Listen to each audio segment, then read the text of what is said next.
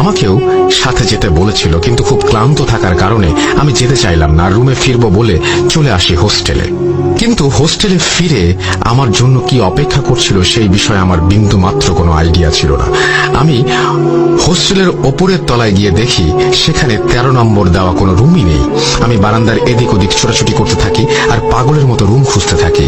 Room খুঁজে না পেয়ে আমি নিচে দারোয়ানের কাছে যাই। সেখানে যাবার আগে আমি আসলেই বুঝতে পারিনি আরো কত অবাক করা জিনিস আমার জন্য অপেক্ষা করছিল।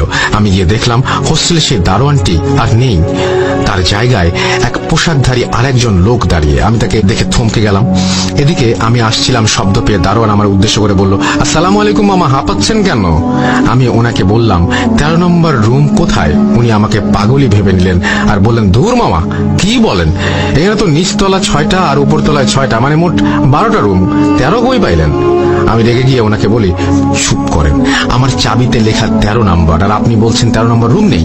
এই শুনে উনি আবার আমার উপরে বিরক্ত হয়ে আমাকে চাবি দেখাতে বললেন। চাবি বের করে আমি আবার আরেকটা মানসিক আঘাত পাই।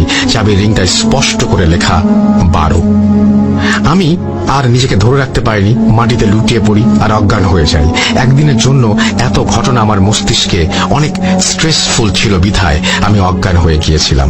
দারোয়ান তার থাকার জায়গায় কয়েকজনের সহায়তায় আমাকে ধরে নিয়ে আমার মুখে পানি ছিটিয়ে আমার জ্ঞান ফিরিয়ে এনে আমাকে ধরে বারান্দার শেষ প্রান্তে 12 নম্বর রুমের সামনে এসে বলেন, মামা, এই যে আপনার রুম, বিশ্বাস না হলে চাবি নিয়ে তালা খুলে দেখতে পারেন। এই বলে সে চলে যায়।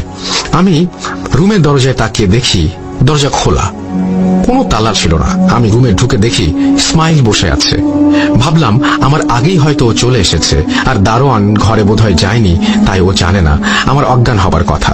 যেহেতু লাস্ট ঘটনায় ইসমাইল ছিল না, তাই ওর ওপর সন্দেহ বাদ দিয়ে আমি ওকে জড়িয়ে ধরে কান্নাকাটি করি আর ওকে সব খুলে বলি। ও আমাকে সান্ত্বনা দিয়ে বলে আমি টায়ার্ড, তাই এসব হচ্ছে। এই বলে ও টেবিলে রাখা ওর মামার দেয়া খাবার আমাকে দেখিয়ে বলল তার মামা তার জন্য খাবার পাঠিয়েছে। আমি খাবার খাওয়ার আগে হাত